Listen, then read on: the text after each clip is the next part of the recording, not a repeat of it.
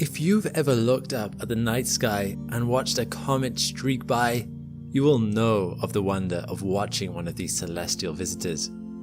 Often seen with awe or fear throughout humanity's history, these bright-tailed objects in our skies were known as harbingers of change.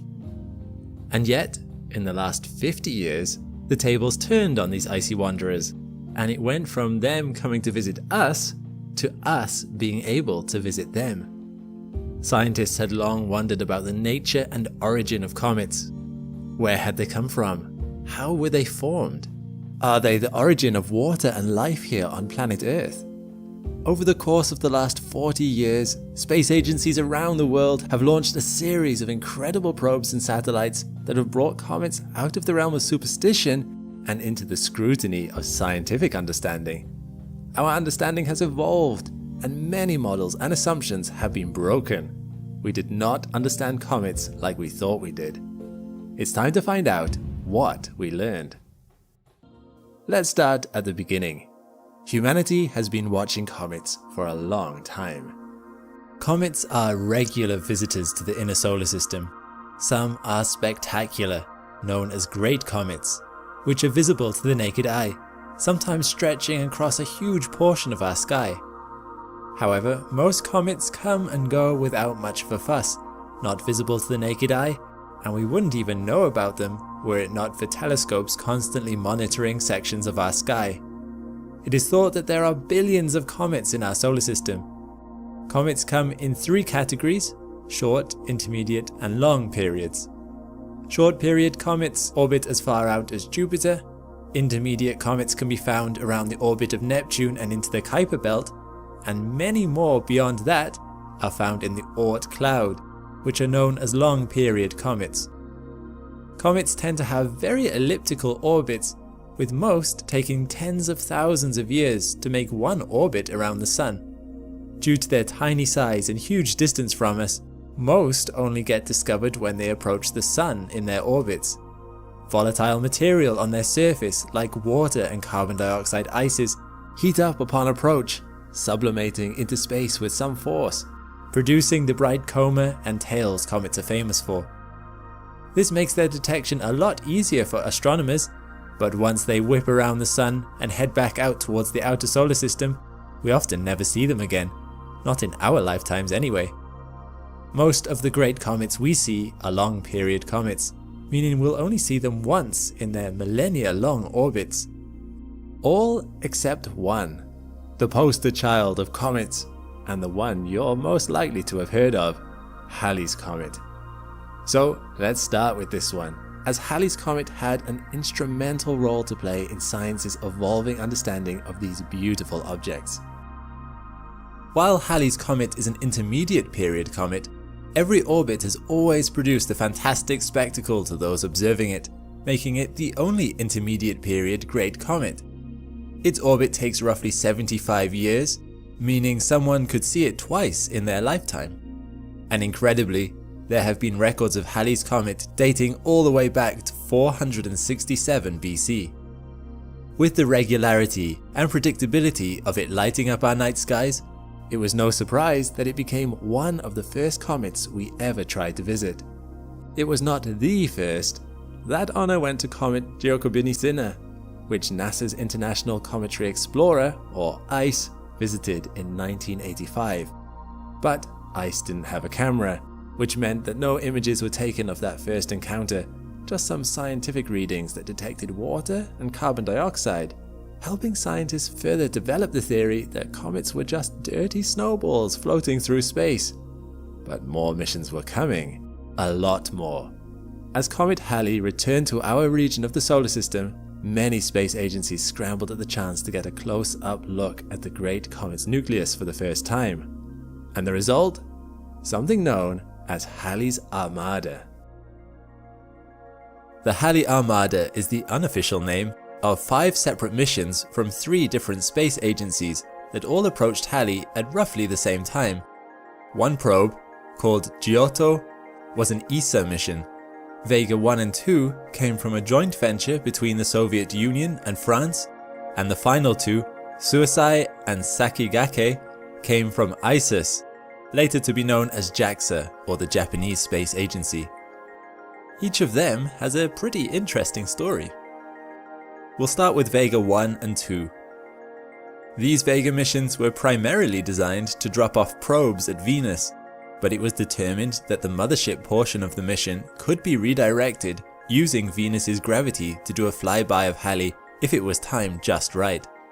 This gravity assist would prove useful, not just because of the speed boost the probes gain from the Venus flyby, but the redirection was particularly important as Halley has a rather unconventional orbit, which makes a rendezvous very tricky.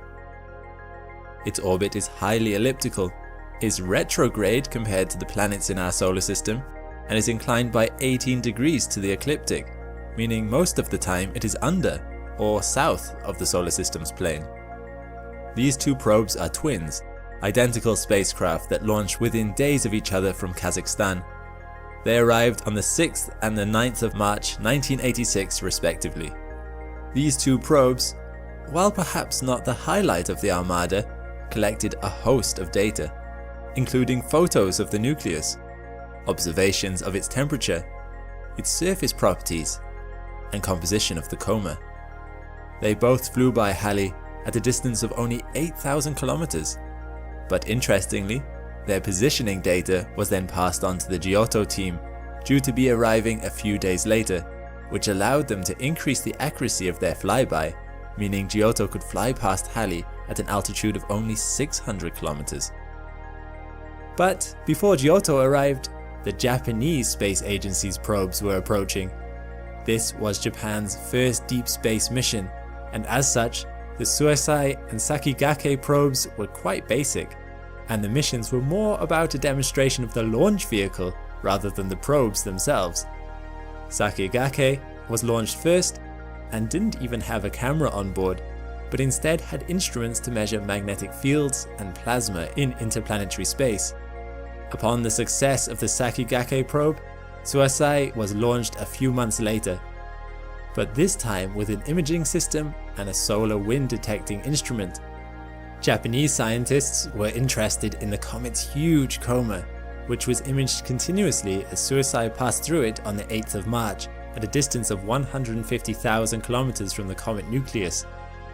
Even at this far distance, Suisei hit 2 dust particles during its flyby. Sakigake observed from a much greater distance of 7 million kilometers at its closest approach on the 11th of March. Then it was ESA's turn. On the 13th of March, Giotto made the most ambitious flyby yet. Equipped with a color camera, scientists were keen to get their first close-up view of a comet's nucleus.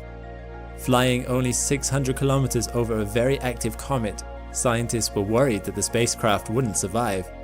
As such, all of the most important scientific instruments were tucked into the body of the probe as much as possible, with a shield at the front to protect it from collisions. As Giotto approached, it took many pictures, and in this motion interpolated video of those images, this is what it saw. For the 1980s, this view is pretty incredible. Just after this approach, however, and just as scientists feared, Giotto was hit by some particles which sent it spinning out of control, meaning its antenna was no longer pointed at Earth. For an agonizing 35 minutes, the mission controller's screen showed no contact with the probe.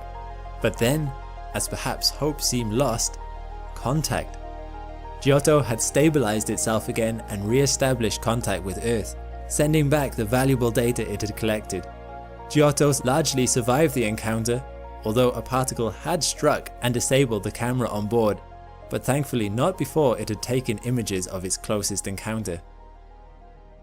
So what did all these missions discover about Halley? Well, the main thing that surprised scientists greatly was that Halley was a lot darker than they anticipated, as dark as coal. It was so dark, in fact, that it was beyond the limitations of the camera to distinguish details. The image you are seeing here is the result of serious image processing that bring out details from the original images. Also, only a small portion of the comet seems to be outgassing, seen mainly around these beams here. This contradicted the dirty snowball theory regarding comets, Instead, this data indicated comets were more like snowy dirt balls. The Armada also discovered that the comet's coma and tail included mainly water ice, but also carbon dioxide, methane, ammonia, plus iron, hydrocarbons and sodium. The dusty particles are likely caught up in the jets as the comet outgasses, blasting them away from the comet and into the tail. It's the dust particles ejected from comets that we see as shooting stars. That is how scientists are able to predict when meteor showers are likely to happen, as we can predict when Earth will pass through the remnants of a comet's tail. The brightness of the coma is due to the sunlight being absorbed and re-radiated by the ejected ices, and, to a lesser extent, due to the reflection of the sunlight off the dust particles. So, the brightness of a comet depends on how much it outgasses as it approaches the sun. Scientists also found Halley to be very fluffy, with a density of only roughly 0.6 grams per centimeter cubed, so it's likely to be porous or even like a rubble pile.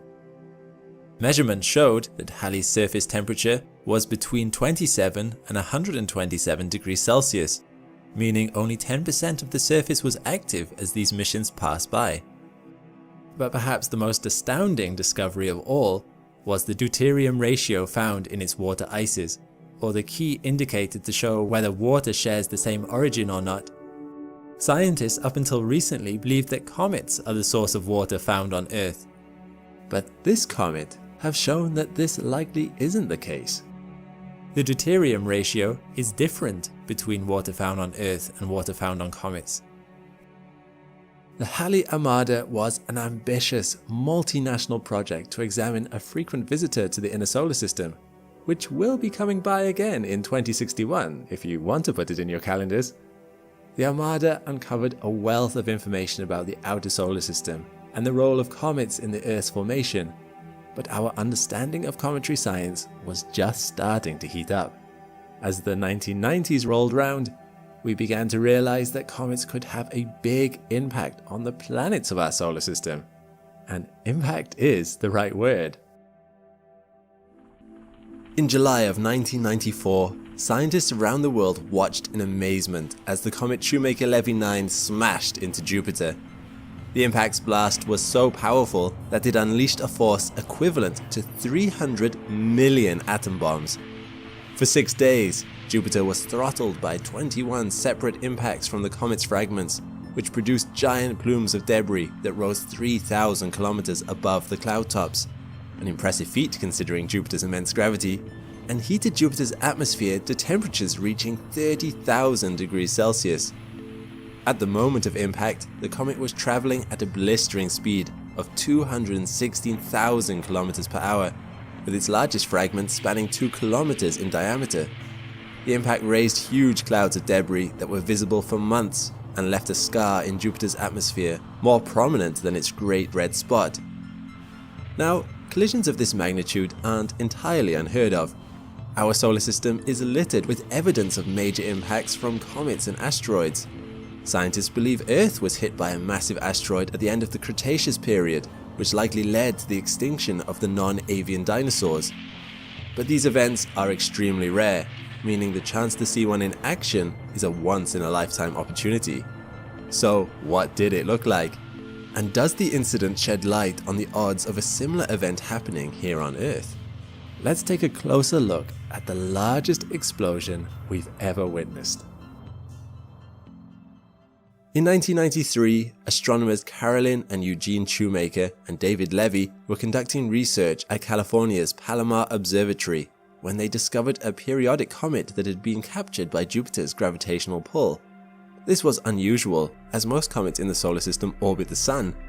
However, Jupiter is so massive, being the largest of the 8 planets by far, that its ability to capture other objects approaching its orbit isn't surprising.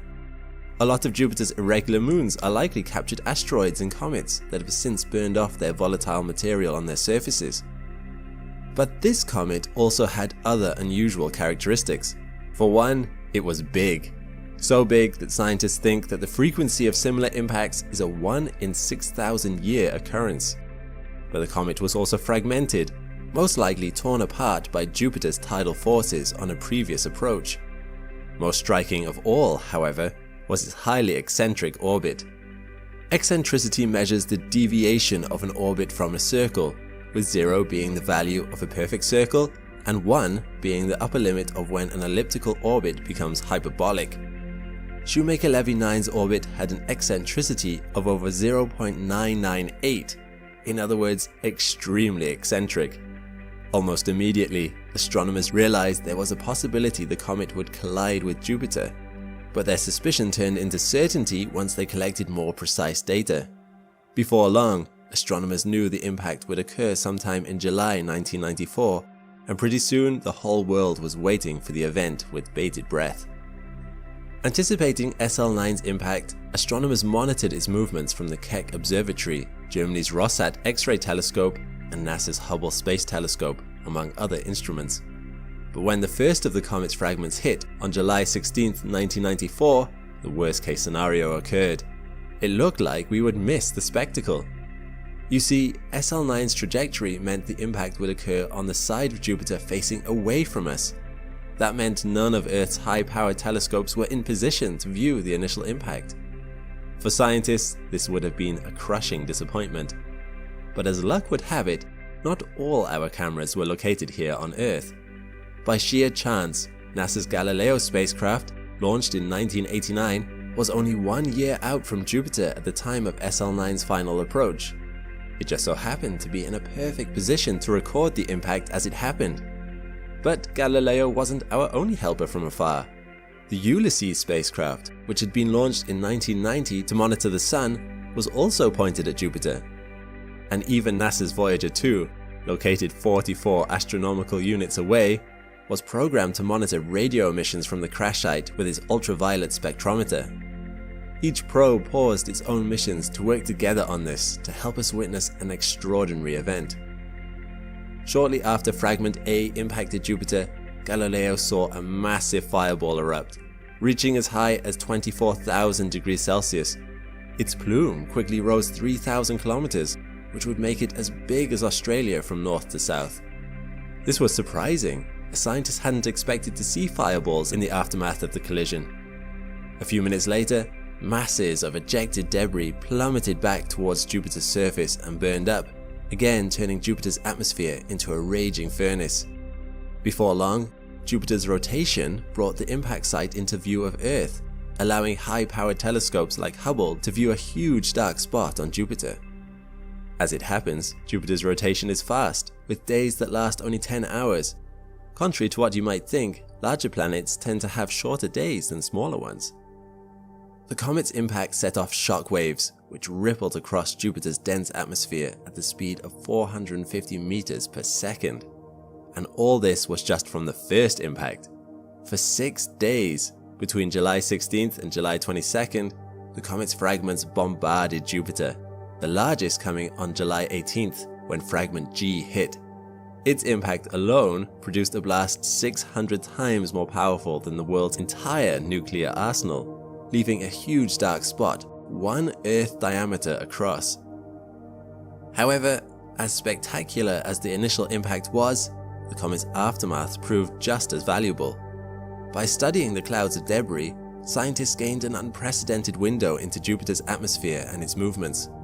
In addition, they caught a never-before-seen glimpse of Jupiter's composition beneath its dense cloud tops, as spectroscopic readings were able to identify material that had been splashed upward by the comet's impact.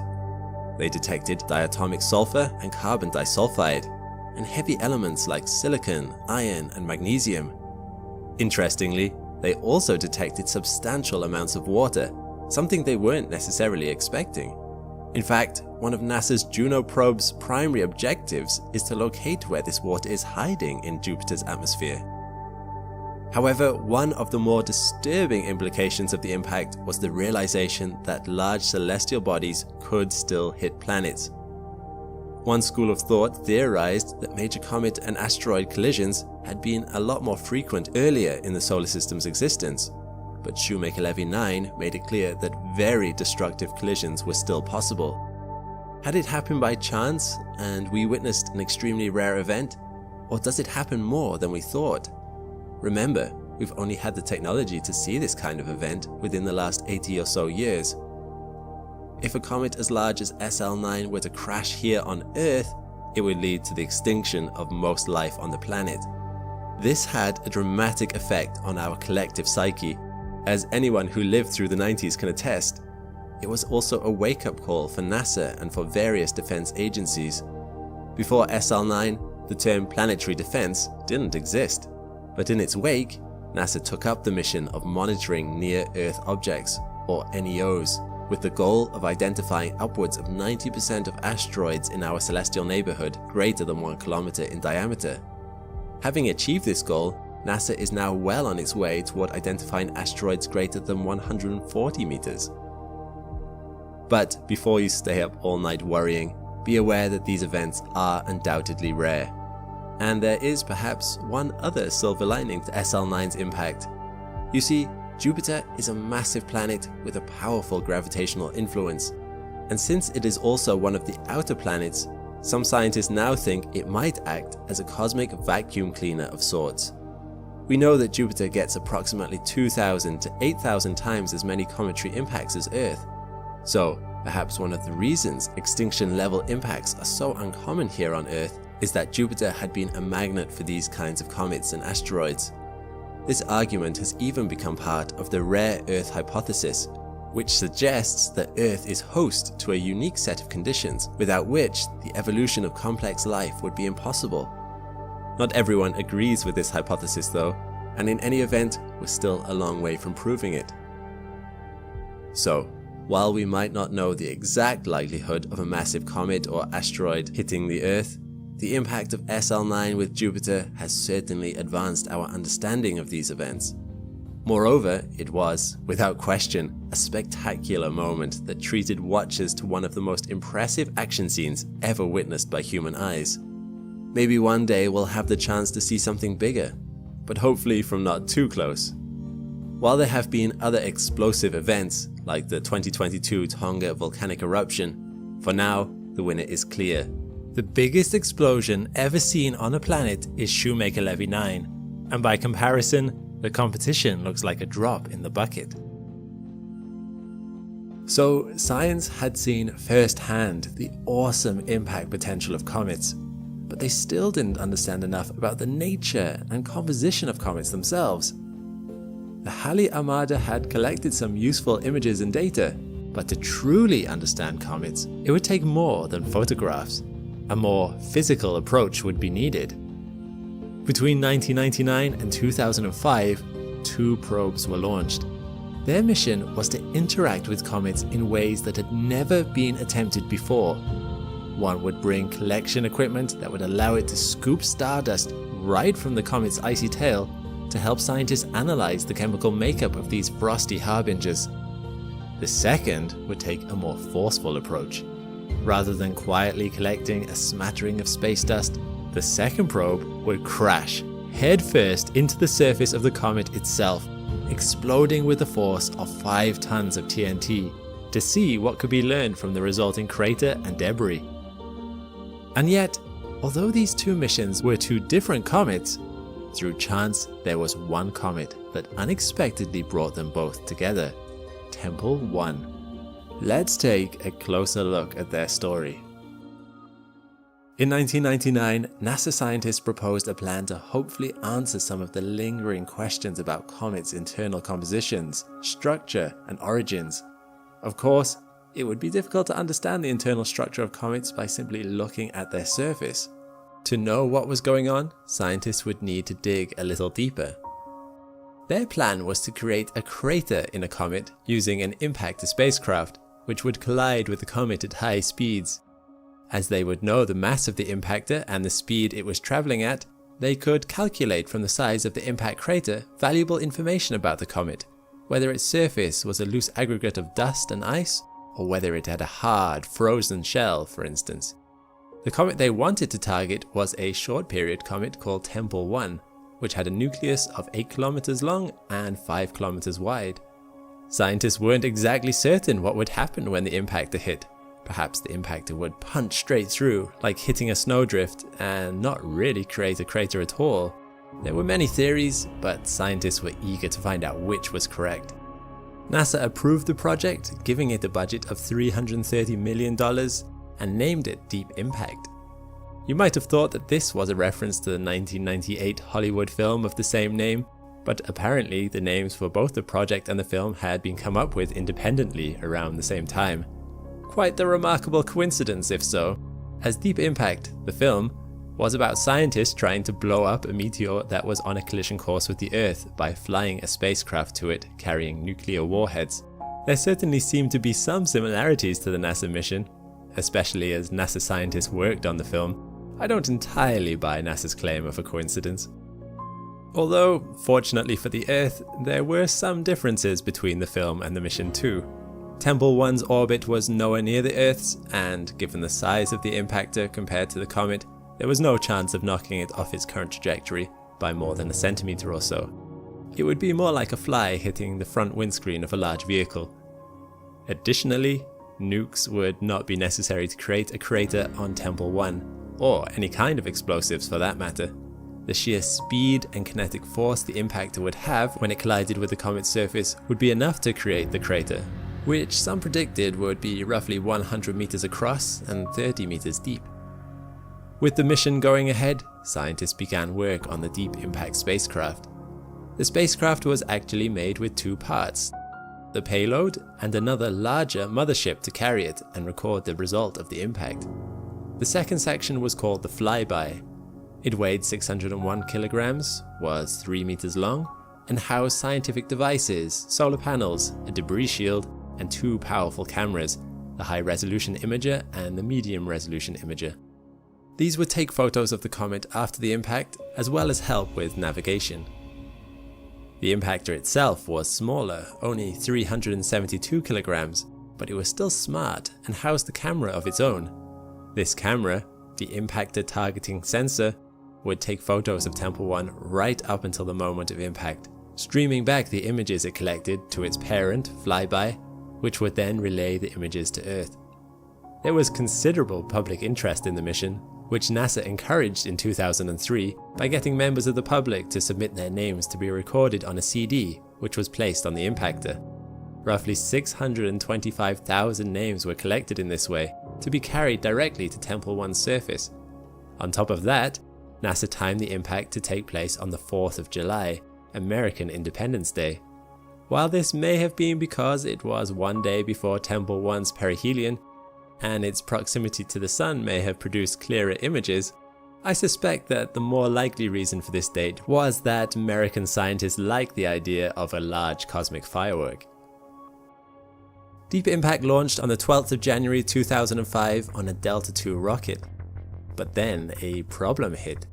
Within a day of leaving the Earth's orbit, Deep Impact's onboard computers switched itself to safe mode, which it would only do if there was a fault. Something on board was apparently overheating. This gave scientists a bit of a scare, but fortunately the cause of the problem was quickly found to be a minor programming issue. Acceptable heat tolerances had been set too low, so Deep Impact thought its thrusters were overheating, when in reality they were just fine. Engineers corrected the issue, and Deep Impact was able to properly begin its mission. The spacecraft spent the next 6 months traveling to its rendezvous point with Temple 1. In that time, it traveled 429 million kilometers. It had to course correct twice on the journey, but this was actually impressive as it had originally been planned for there to be 3 course corrections. One was just so precise that the other was deemed unnecessary. On the 25th of April 2005, Deep Impact caught its first glimpse of Comet Temple 1. Of course, NASA scientists couldn't manually guide Deep Impact as there was a several-minute signal lag.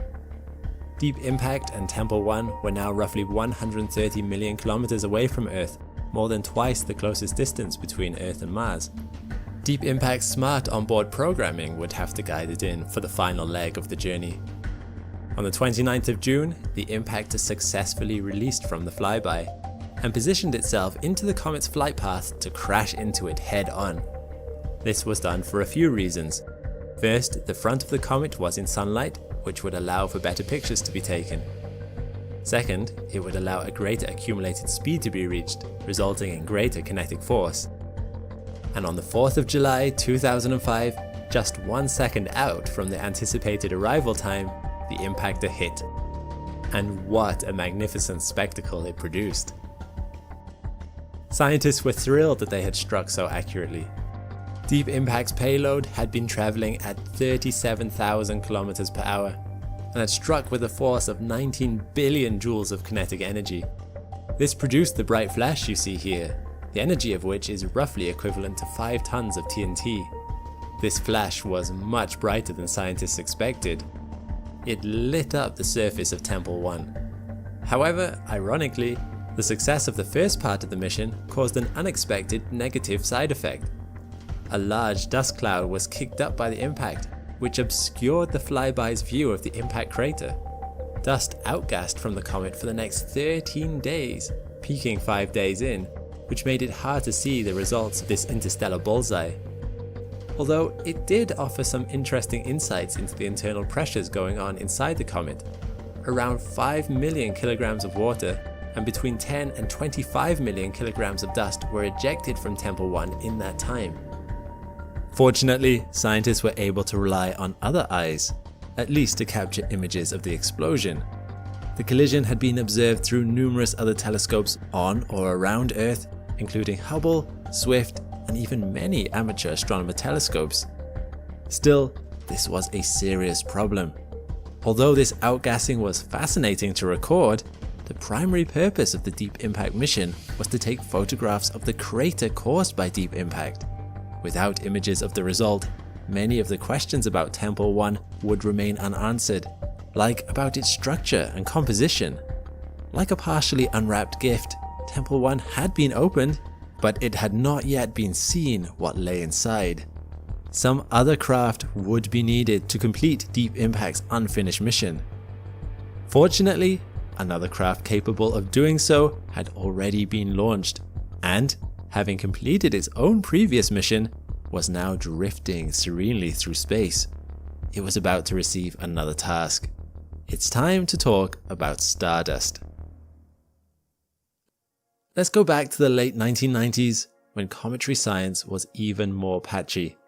Although by this point we had sent 6 probes up to visit these enigmatic celestial bodies, not very much was known about their origins. It was believed at the time that comets were foreign visitors to our solar system, older than the Sun, having been formed from the loose pre-solar grains of dust that orbit other stars, before drifting through space towards us, only to be caught up in the Sun's gravitational pull. It was believed that this theory could be confirmed by traveling to one of these comets and picking up some of this loose dust, or stardust, that surrounds them in space. By examining the isotopic composition, scientists would be able to tell if it was unusual when compared to the dust given off by our own star. However, this was a challenging mission.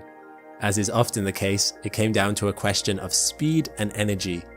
Comets travel through the inner solar system at speeds reaching 160,000 kilometers per hour. While it was possible for a probe to try and match that speed and come up alongside it, this had to be done without needing too much fuel, or the weight of the craft would be too heavy and thus too expensive to get into space in the first place. Initially, Stardust had nothing to do with Temple 1. For this mission, scientists selected a comet known as Wild 2. They believed that they would be able to get Stardust alongside Wild 2 at a relatively low velocity. However, this velocity would still be around 6.5 kilometers per second, or 23,400 kilometers per hour. As you can imagine, catching even particles at that speed would be extremely challenging. Although particles would likely not do too much damage to Stardust, being too small to really impact it, it would do irreparable damage to the particles themselves. When an object crashes at 23,400 kilometers per hour into a surface, the odds of it keeping its original shape and structure are incredibly small. Scientists would not learn much about the structure of these particles if they smashed those particles into pieces, not to mention the warping effect all that kinetic energy being suddenly converted into thermal would have on the molecular bonds involved. So, what was their solution? What was their mechanism for catching objects traveling at those speeds? Well, much like how an airbag softens the blow for you if you are involved in a car crash, scientists realized that they would need an airbag of their own, something that would not halt the particle all at once, but would reduce its speed over a longer distance, thus reducing the amount of crushing deceleration involved. For this, they found an incredible material that was basically air, solid air. They decided to use aerogel. Aerogel is a fascinating substance that was discovered in 1931 by Samuel Kistler when he made a bet with fellow scientist Charles Leonard about jelly. As you've probably seen if you've ever made it yourself, jelly is formed of two parts. Firstly, a relatively solid structure that acts like a kind of sponge, and secondly, water. When you add water to solid cubes of dense jelly, it absorbs the water and expands into the wobbly substance we are familiar with. If you were to extract the water, the solid part of the jelly would normally contract again. Kistler's bet with Leonard was to be the first one to remove all of the liquid from the jelly without making it shrink. In short, to make a jelly that was entirely filled with air, an air jelly. Without going into all the details, Kistler won his bet and at the same time invented the first aerogel. Aerogel is a fascinating substance as it is usually over 99% air and yet has the structural strength to support bricks. Nowadays it tends to be made from silica composites rather than jelly, but can be made from a wide range of materials. It is incredibly light and is, strangely enough, an even better insulator than regular air. And most importantly for stardust, when particles hit it, it would offer just the right amount of resistance to slow down the particle without denaturing or destroying it. The trails left behind in the aerogel would also be useful for scientists to spot where a particle had been captured. Stardust was fitted with a tennis racket-sized aerogel collector tray made up of 90 blocks of aerogel 3 cm thick, with over 1,000 square centimeters of surface area, which would be deployed from inside the main body whenever sampling was to take place. Stardust would also capture from the interstellar medium to allow comparisons and to learn more about the dust in our own solar system. Once it had collected these samples, it would store them on a sample return capsule, which would be fired back towards the Earth for re-entry and collection. This SRC was 80 cm by 50 cm, weighed 45 kilograms, and came fitted with an aero shield, navigation recovery aids, and a parachute. Also on board Stardust was a navigation camera, a cometry and interstellar dust analyzer, and a dust flux monitoring system, among other scientific devices. The probe launched on the 7th of February 1999 and spent the next 5 years traveling through space, passing the asteroid 5535 Anne Frank along the way, which it took some photos of. But on the 2nd of January 2004, it finally arrived at its target, Comet Philae 2. And what it found was immediately extraordinary. Scientists had not expected much from Philae 2. Some NASA scientists described their expectation of it to be a rather bland object looking somewhat like a black potato. However, this is not what they found. Instead, the surface of Philae 2 was covered with spiky pinnacles hundreds of meters tall, cliffs, massive holes jetting dust and gas out into space, even on parts of the comet that were pointed away from the sun, and thus were expected to be less reactive. In short, the surface of the comet was unexpectedly alive and self-renewing. Something else was just as notable for its absence: craters. Unlike almost every other body in our solar system with surfaces exposed to space, there were no craters on the surface of Philae 2. This puts it in stark contrast to places like Mars or our own moon. Given the period of time Philae 2 is thought to have existed, it surely must have encountered other objects which impacted with it. So where had these craters gone? It shows that a comet's surface can either be self-renewing or active, reducing signs of visible craters over short time frames, astronomically speaking. And of course, during this flyby, Stardust had its aerogel collector exposed, and it was rapidly collecting dust samples. Just listen to the frequency in which dust struck the spacecraft.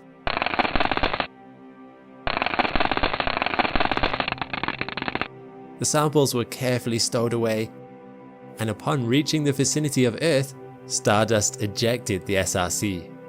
The angle of approach had to be just right as it was traveling at tremendous speed. If the approach angle was too low, it would just skim off the atmosphere and fly back into space. If the angle was too high, the heat would disintegrate the capsule. So it was with great relief that the DC-8 NASA airplane monitoring the sky saw it approaching at just the right second and just the right angle. The SRC landed in the Utah desert where it was recovered, everything having worked and deployed just as it was designed to. And taking the samples back to the lab, scientists learned another completely unexpected fact about Comet-Philae 2. It was not a visitor to our solar system at all. Unlike what had previously been believed, Comet-Philae 2 had not originated from another star, it had been born from our own. By comparing the isotopic composition of the particles Stardust collected with the samples from our own solar system, it was proven that Comet-Philae 2 originated from the solar system. And contrary to what all the ice on its surface might lead you to believe, the rock at its center was formed under white-hot conditions. Chondrules and calcium-aluminium inclusions were both found among the samples Stardust collected. These are structures that only form under incredibly hot conditions and can be found in other asteroids between Mars and Jupiter. So scientists had to rethink their theory that comets formed in cold conditions at the edge of solar systems, even if they do spend some time there. Both fire and ice go into making comets. And thanks to the careful, delicate way that the particles had been collected, scientists were able to find out one last surprising thing: the amino acid glycine. Amino acids are the building blocks that make up proteins, that are vital for all living things. Although this does not mean that there was anything alive on Comet-Philae 2, this does lend weight to the idea that it was from comets such as this, crashing into our Earth millions of years ago, that life's first building blocks found their way to our planet, which I'm sure you all agree offers a tantalizing glimpse into our own origins. Given all these discoveries, you might have been forgiven for thinking that Stardust's work was done. But NASA is always reluctant to waste perfectly good spacecraft if they have more to give, and Stardust still had fuel in the tank. And so, when the question arose in 2006 of how NASA could capture that close-up image of Temple 1, Stardust's name was put forward. This would prove to be an interesting opportunity. Stardust was calculated to have enough fuel to make a 6-year journey around the solar system to arrive at Temple 1. This would represent the first time a comet was visited and then revisited years later, providing an intriguing chance to see how Temple 1 had evolved over the intervening years. Deep Impact only imaged about 1/3 of Temple 1's surface as it flew past, but even that was enough to identify fascinating geological features: layered terrains, smooth flows that contrasted sharply with the rougher terrain around them, crater-like vents and cliff faces. It would be incredibly insightful to see how these had changed in the time Temple 1 had orbited around the Sun. Stardust would be able to take images of things previously unseen, giving even greater coverage of the rich geological history of the comet. There were other advantages to using Stardust. It would be significantly cheaper to use equipment that had already been launched than to develop and launch something new. Stardust shielding was even designed specifically with cometary exploration in mind, which certainly came in use for reasons I'll go into later. It had all the camera equipment it needed to take precise images. And so, Stardust was approved and was given a new name to match its new assignment: the Stardust New Exploration of Temple 1 mission, or Stardust-NExT. Of course, achieving this goal wouldn't be easy. Course corrections had to be made years in advance to conserve fuel and make sure Stardust arrived when it was supposed to. This made things complicated, given that Temple 1 didn't just remain static as it traveled. It spins once every 40 hours. So it wasn't just a case of figuring out how to get Stardust to meet up with Temple 1. NASA had to make sure it happened when Temple 1's impacted side was facing the Sun and facing Stardust once Stardust flew past. In effect, even though Temple 1 was not easy to see clearly, they had to calculate all the spins that Temple 1 would make a full year ahead to ensure the arrival time matched up. With Stardust's diminished fuel reserves, there would be little room for error. incredible precision and excellent models would be required. As such, NASA enlisted the help of dozens of observatories around the globe.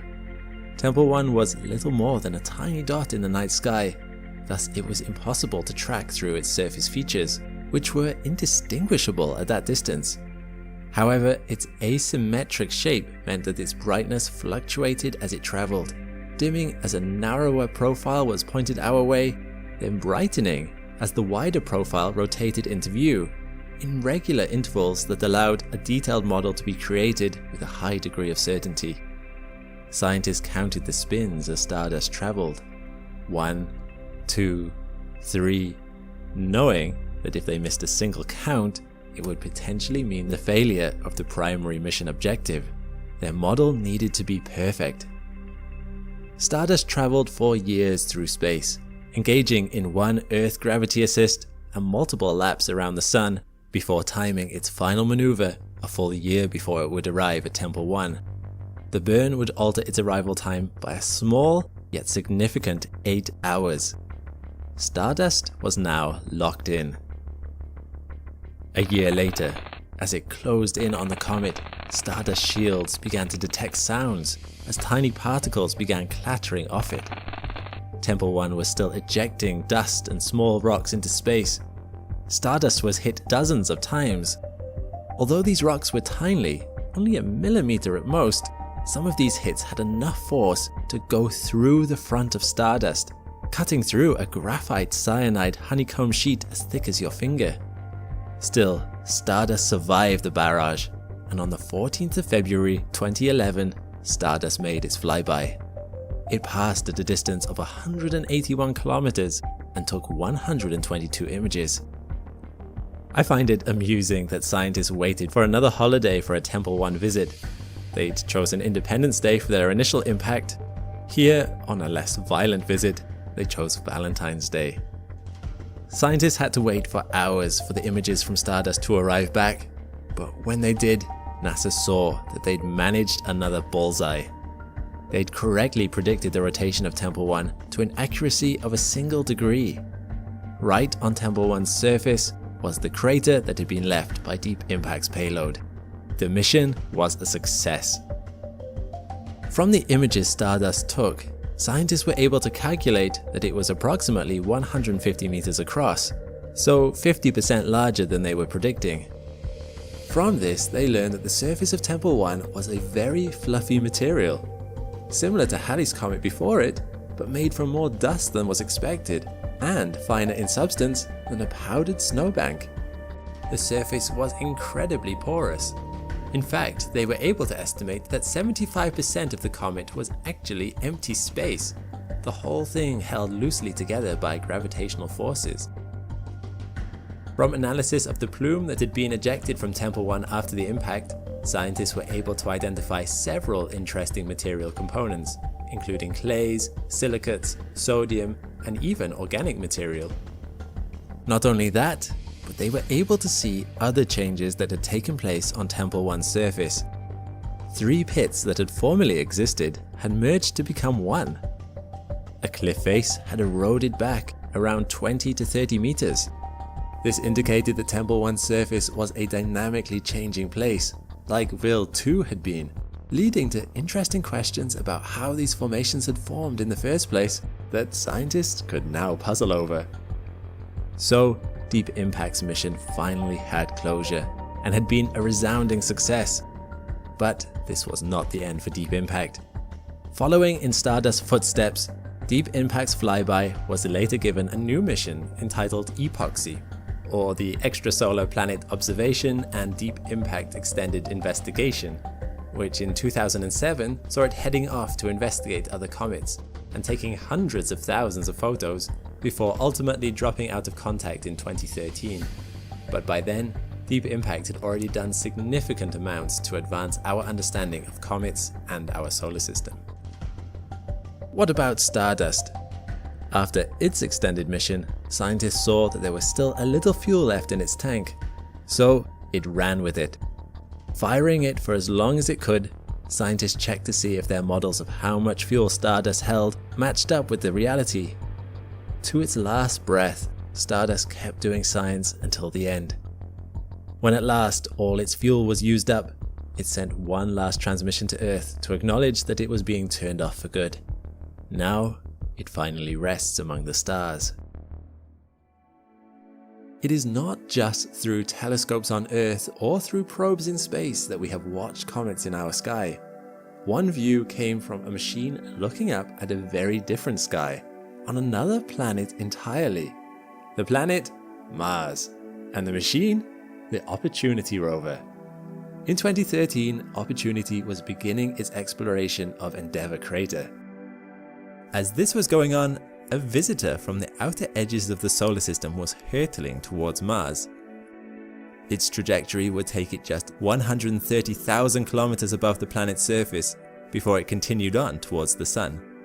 This visitor was again not an alien, but Comet Siding Spring, a visitor from the Oort cloud.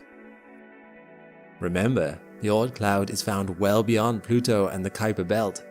Millions of icy rocks in orbits that take millions of years to complete. Because it had such a long time to accelerate towards the Sun from the furthest point in its orbit, the trip from Mars to the closest approach to the Sun only took 6 days. That's 56 kilometers per second. However, because of the close flyby of Mars, it meant that the spacecraft on and around Mars were actually in a better spot to witness Comet Siding Spring than we were on Earth. Mission controllers of the various missions were also a bit nervous about the dust particles that are ejected from the comet traveling at that speed, potentially impacting and damaging spacecraft in orbit around Mars. As such, Hubble, as well as spacecraft around Mars, all began observations of this visitor. Fortunately, mission controllers had already had some practice at this with Comet Ison, another comet that passed by Mars only the year previously. Comet Ison, however, was 80 times further away than Siding Spring would be, too far and too dim for Opportunity to spot. And unfortunately, it was day just as Siding Spring made its closest approach to Mars, but Opportunity was able to snap a couple of photos of it just before dawn. Can you spot it? Here's the annotated version of the same image. I mention this story as it led to an interesting observation. As the comet passed by, none of the spacecraft were damaged by ejected dust particles, but what they did observe from this flyby was completely unexpected. Comet Siding Spring plunged Mars's weak magnetic field into chaos, albeit temporarily. Unlike Earth, Mars doesn't have a magnetic field generated from within its core. Its magnetic field comes from plasma high up in its atmosphere, which generates a very weak charge. This is enough to deflect solar wind coming from the Sun, but solar storms from CMEs and solar flares push past this induced magnetic field, stripping away atoms from the atmosphere. Comet Siding Spring had a very similar effect on Mars. Comets are also surrounded by a magnetic field, again induced from interactions with solar wind, this time with the comet's atmosphere, or coma. A comet's coma can reach out for millions of kilometers from the comet, meaning that as Siding Spring passed Mars, Mars was enveloped in its coma for a good few hours. This merged both magnetic fields for the duration of the event, with charged particles from both objects interacting strongly with each other, and the atmosphere of Mars actually lost some particles to space as a result. Sometimes, surprising observations like this can come from machines that weren't originally intended to study comets at all. The Solar and Heliospheric Observatory, also known as SOHO, recently celebrated its 25th anniversary in space. During these 25 years, it has observed the solar wind, watched out for dangerous coronal mass ejections, and observed the atmosphere of the Sun. An unintended consequence of its observations around this region were the discovery of over 4,000 sun-grazing comets, most of which we had no idea existed until they came into SOHO's view. And SOHO isn't the only solar observatory. The Stereo spacecraft and the Solar Dynamics Observatory have all seen new comets. And what's so cool about that is that they weren't designed with that in mind at all. Sungrazers are comets that do just that. They graze the sun as they pass, with the closest parts of their orbits taking them within a hair's breadth of the sun's surface. Often they will pass through the sun's huge atmosphere, called its corona.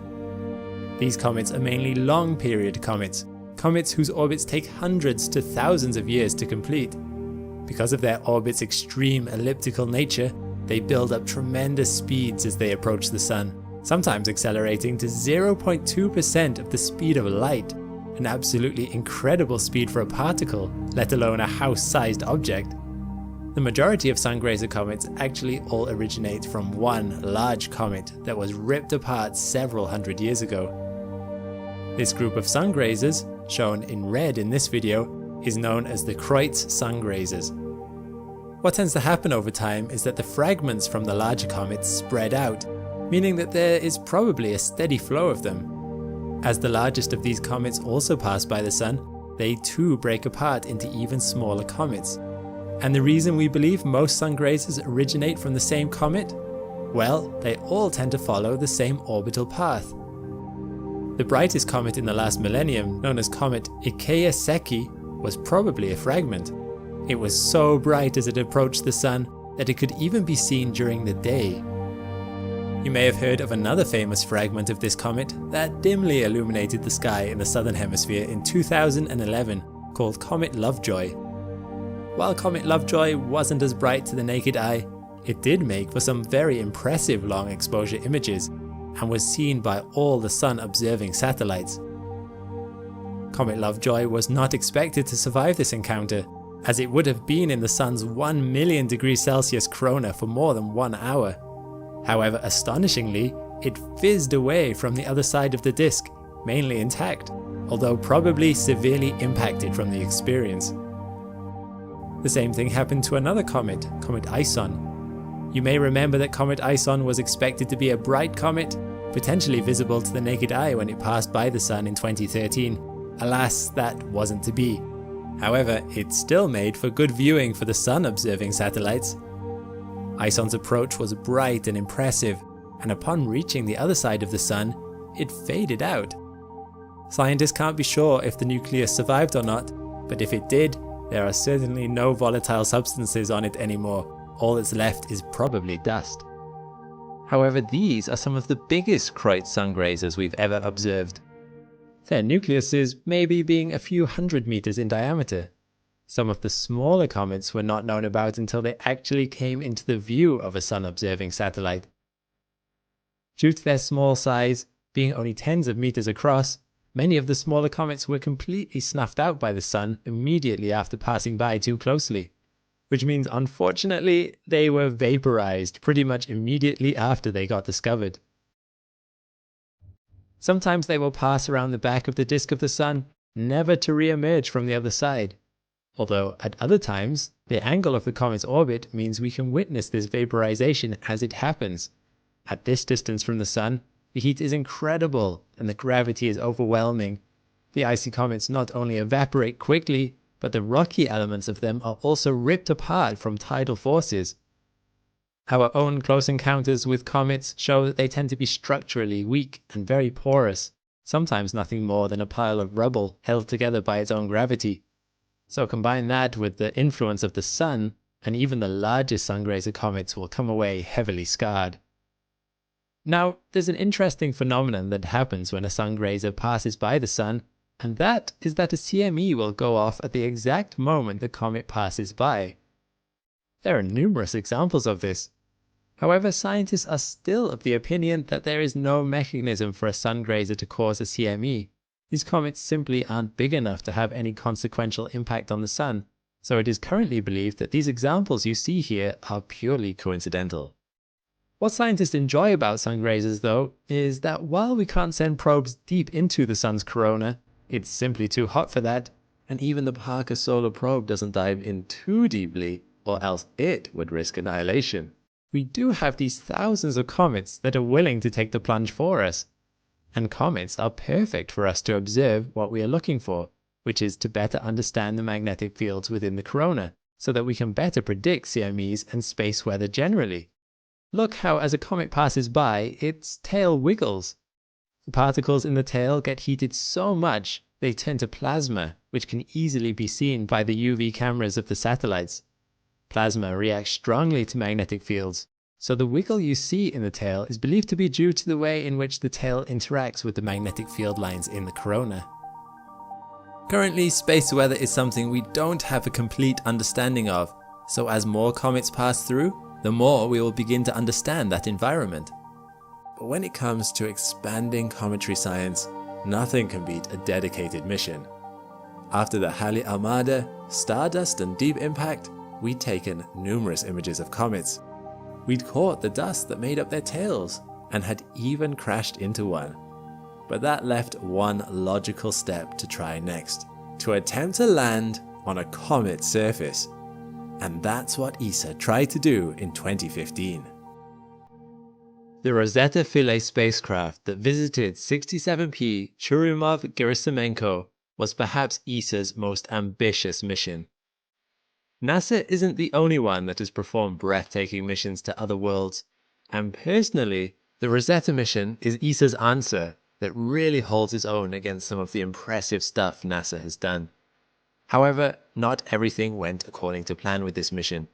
Philae, the lander part of the mission, was expected to perform scientific experiments on the surface of the comet for 5 months, but it didn't manage anywhere near that. For our last stop on this tour of the evolving world of cometary science, let's explore the highs and lows of Rosetta Philae's mission to 67P. Rest assured, we've saved the best and strangest comet for last. 67P is currently a Jupiter family comet, although it was once a Kuiper Belt object. The Rosetta Philae mission launched on the 2nd of March 2004 on board ESA's own Ariane 5 rocket. It was initially set to be launched on the 12th of January 2003 and had a totally different target. But the Ariane 5 rocket program had a major failure a few months previously with another mission, meaning all launches were grounded until they could determine and fix the problem. With the launch window for that comet missed, a new target had to be chosen, and ESA settled on 67P due to the ideal position in its orbit. Once in space, the Rosetta spacecraft had an eventful 7-year journey on its way to the comet. As is often the case with missions to the outer solar system, it needed some gravity assist to get that far out. It had a flyby of Earth in 2005, and then a flyby of Mars in 2007.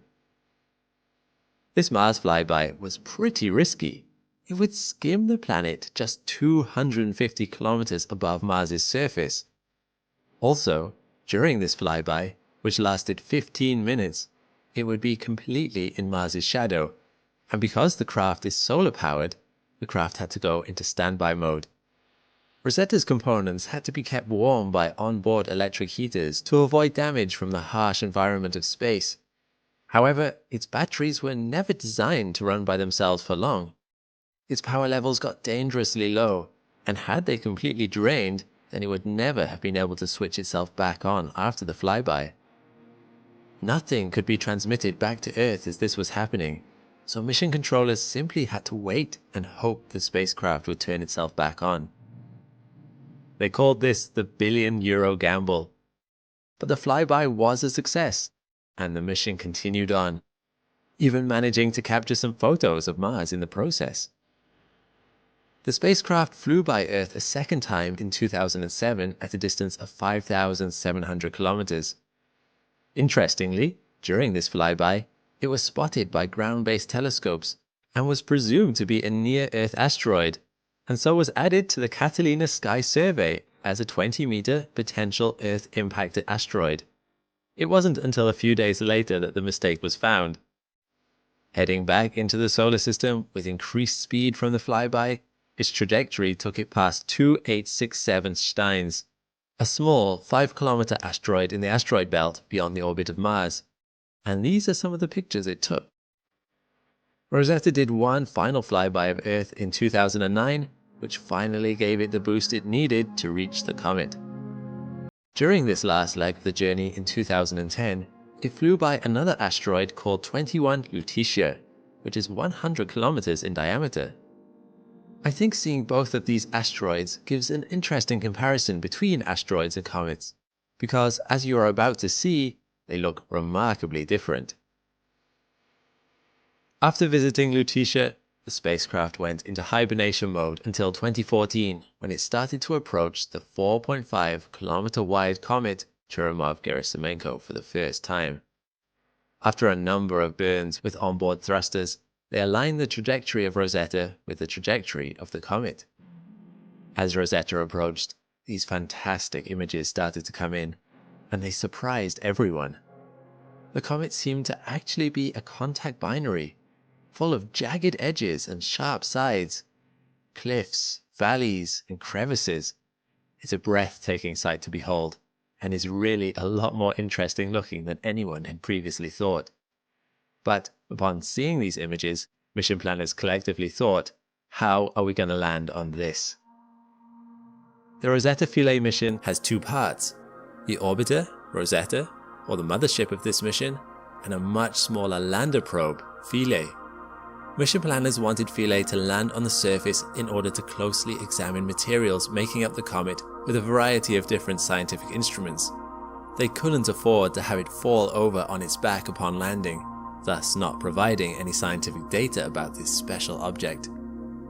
So the first thing Rosetta did upon entering orbit was to map the unusual surface of the comet to find the ideal landing site. Apart from the non-spherical nature of the comet, another thing to consider was the amount of outgassing at any particular site. Remember, some parts of comets are very active, with lots of water being ejected into space, especially as the comet approaches the sun. Landing on an outgassing site was seen as too dangerous for the health of the Philae lander, so a less active site was chosen.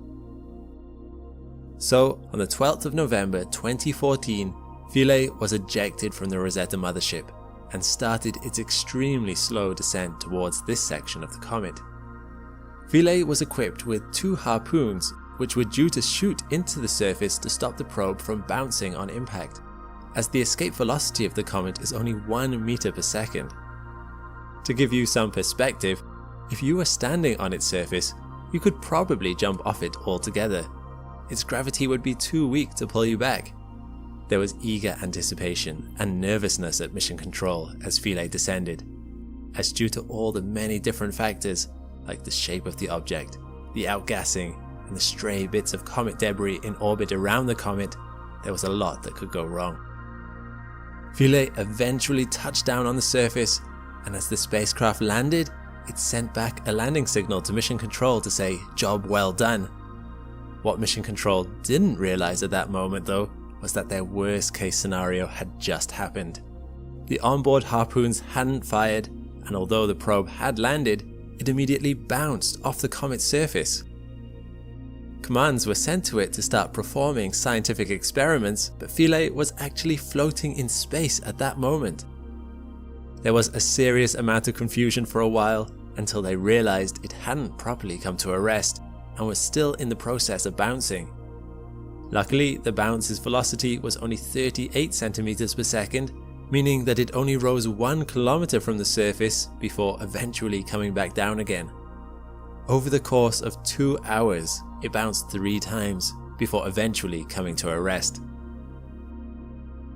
Sadly though, it was well away from its initial landing site, and came to rest here in a region that was often obscured from the sun, meaning it would quickly run out of power due to its solar panels not getting much light.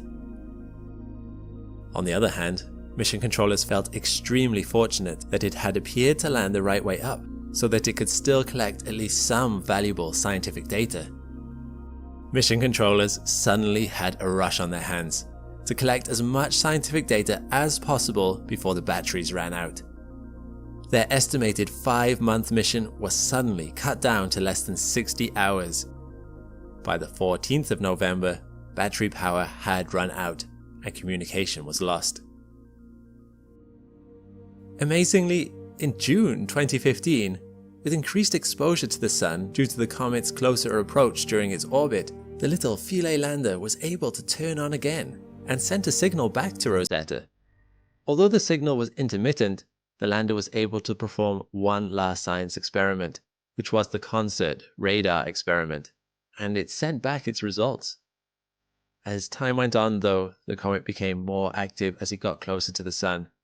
It originally only outgassed 500 grams of water and dust per second, but at this point it was outgassing 300 kilograms per second, which meant that in order to keep Rosetta safe, it had to orbit further and further out. By the 9th of July, Philae transmitted its last signal, and then went quiet forever. It wasn't until September that mission controllers eventually found the final resting place for Philae. You can see its legs sticking out just by here. Knowing where Philae landed was important, as it would put the scientific data it collected into perspective. So, what did Philae discover while on the surface? Did it put those 60 hours to good use? And what about Rosetta from orbit? Was it able to make some groundbreaking discoveries? Arriving at this comet was a revelation to mission planners by itself. So far, nothing in the solar system that had been examined closely looked anything like 67P, which just goes to show that not all comets are identical. It's about 5 kilometers across at its longest point, and has 2 lobes which are joined by a narrow stretch of material in the middle. This by itself was somewhat unusual, but it is also very jagged, unlike a lot of asteroids that we visited. Once again, during the course of the mission, it was discovered that the surface of this comet is quite changeable. If we look closely at the neck connecting the 2 lobes, it becomes apparent that this section is under mechanical stress. If we look at these rocks, we can see that there are fracture lines running through them. Fracture lines are also apparent from a different angle. Scientists have used models based on fracture lines found all around the neck region to determine that these fractures permeate deeply inside the comet, up to 500 meters below the surface. It seems that as the comet rotates about its axis, the 2 lobes are pulling away from each other, thinning the neck region gradually over time. Huge 10-meter boulders were observed being displaced by this mechanical stress, as well as from the volatility on the surface, sometimes by up to 100 meters due to the comet's weak gravity. This also implies that the comet is really quite brittle and porous, which scientists found very interesting. As well as fracture lines, layers can also be seen, implying that during its formation, this comet was built up gradually over time. However, even though it is brittle, the surface of the comet is a lot harder than expected. Scientists thought the initial landing site for Philae would almost be soft and fluffy, kind of like the dirty snowballs seen in previous missions, but this was not the case. As Philae came to land on 67P to directly interact with the comet, it found that its final resting location was solid, thought to be water ice with a thin layer of dust. Mission controllers for Philae tried to get a sample of the soil, but as you can see, it was eventually found out that Philae ended up at an awkward angle, and so wasn't able to get its drill into the surface. However, readings were still able to be obtained by examining the material on the craft itself, which had ended up on Philae after the bounces. Of the surface material examined, it was determined that there were 16 different organic compounds, 4 of which had never been detected on a comet before. While organic compounds do not mean life, life is based on organic compounds. While Philae wasn't able to get too many readings of the surface, Rosetta was also able to get some samples of the comet by collecting some of the dust snow that was ejected away from the comet itself into space. One of the most impressive shots Rosetta was able to take is this video of dust particles and cosmic rays shooting off in all directions, with the stars moving in the background. All the particles are visible because Rosetta is looking at the night side of the comet, meaning increased exposure of the camera can pick up these interesting visual elements. Throughout the mission, Rosetta collected roughly 31,000 dust particles, and interestingly, their composition didn't change throughout the course of the mission, even as the comet became more active, meaning that the whole nucleus of the comet is likely to be consistent throughout. The dust particles consisted of complex, organic, carbonaceous material mixed in with sodium, magnesium, aluminium, silicon, calcium, and iron. What separates this material from an asteroid's, however, is the presence of an abundance of hydrogen and oxygen. It is theorized that asteroids have been heated a lot longer than comets due to their closer proximity to the Sun, which has stripped the hydrogen from their compositions. Comets, however, have been kept away from the inner solar system for much of their lives, meaning these dust samples are pristine relics from the formation of the solar system, and potentially even the molecular cloud the Sun would have originated from. Oxygen was an unexpected find, as it's highly reactive, and if there is hydrogen around, it will usually bind together to form H2O. Carbon and hydrogen were also detected in the comet's tenuous atmosphere by Philae. The dust particles you see here are tiny. The biggest that was collected was only 2 millimeters across. But interestingly, it is particles just like these ones that light up the sky during a meteor shower here on Earth. What these views do give us, though, is an insight into the material that formed the solar system, so we can see where our solar system evolved from. By now, we understand that comets tend to be very dark, only reflecting 3 to 4% of the sunlight that falls on them, which you maybe wouldn't expect from something that is considered to be icy. But actually, not a lot of the ice in a comet is exposed to the surface directly. Most of the comet is coated in this layer of complex carbonaceous dust, which is darker than asphalt. These colored sections in this time-lapse show the exposed water ice. As you can see, it's not a very big percentage of the comet itself. Light that isn't reflected is instead absorbed, heating the volatile material beneath the dust layer, causing outgassing of water and carbon dioxide, which also blasts the tiny dust particles Rosetta picked up into space. As these are ejected at escape velocity, they fall behind the comet and form its tail. Zooming out a little bit and looking at comets generally, let's talk about why comets have two tails. One tail follows the orbit of the comet. This tail is the dust tail. The dust tail is illuminated as sunlight reflects off it. The other tail consists of the volatile material, the water and carbon dioxide that outgassed from the comet. This tail follows the direction of the solar wind, and these particles are illuminated through ionization and interactions with the charged particles from the Sun.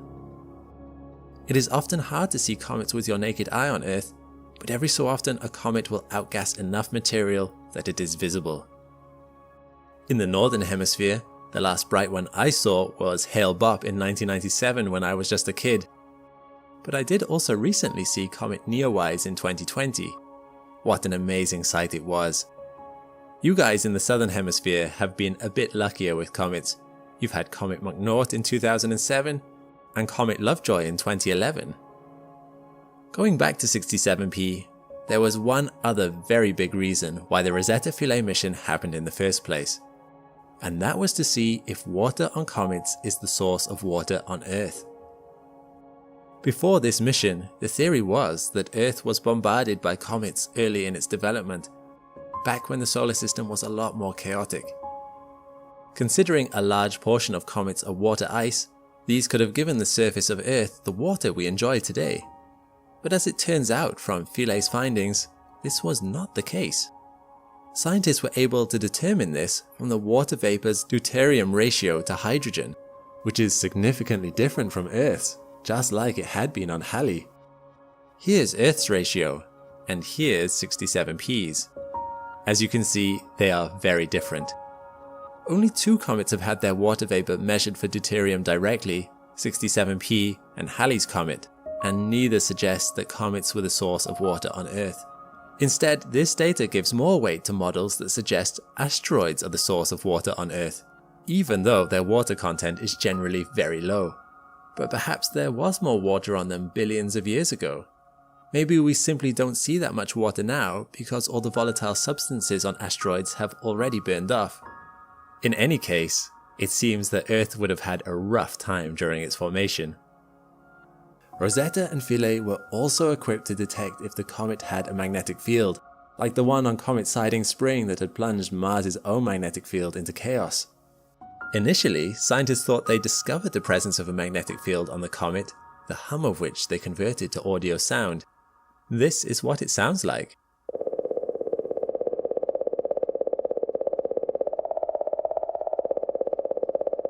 However, it turns out this was not the result of a magnetic field, as curiously, Philae could not detect the presence of a magnetic field on the surface, but rather this sound is the solar wind's interaction with the comet's atmosphere. In fact, because of this interaction, the atmosphere and comet nucleus are completely devoid of any magnetic field, which is called a diamagnetic cavity. Rosetta finished its mission by crashing into the surface of the comet. As the comet was going further away from the sun, there was no guarantee it would have enough power for its heaters. So in order to maximize the science gained, mission controllers commanded it to perform a controlled descent into the comet.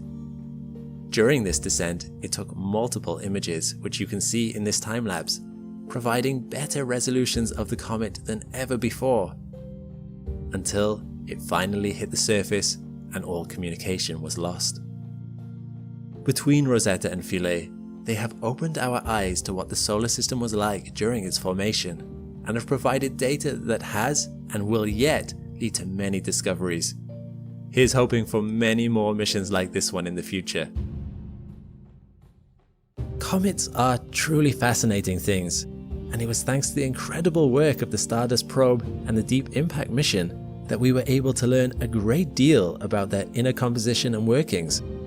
While still retaining their beauty, we have pierced through their layers of enigma.